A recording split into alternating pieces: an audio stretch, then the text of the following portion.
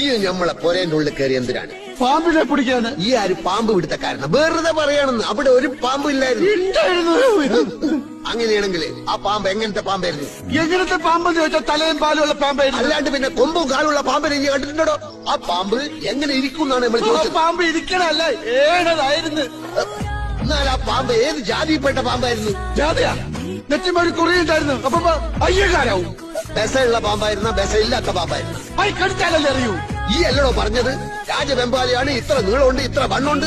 നീളത്തിലും വണ്ണത്തിലും എന്ത് കാര്യം ആചാര്യ കൊത്തിയ മയ്യത്താവൂലേ? പക്കെങ്കിലും നമ്മള് പാമ്പിനെ കണ്ടിട്ടില്ലല്ലോ. കണ്ടിട്ടില്ലേ? കാഴ്ചകളായി പോയി നോക്കി. നമ്മളെ പുരയില് നമ്മള് പാമ്പിനെ കണ്ടിട്ടില്ല എന്നാ പറഞ്ഞു. പോയി കാണും. അങ്ങനെ തോന്നുമ്പോ വരാനും പോവാനും നമ്മളെ പുരയെ മറമ്പോ പാമ്പിന് വലിച്ചു കൊടുക്കണം. അയ് പാമ്പിന്റെ ഇഷ്ടല്ലേ? നമ്മളെ പുരയില് പാമ്പ് കേറിയിട്ടില്ല.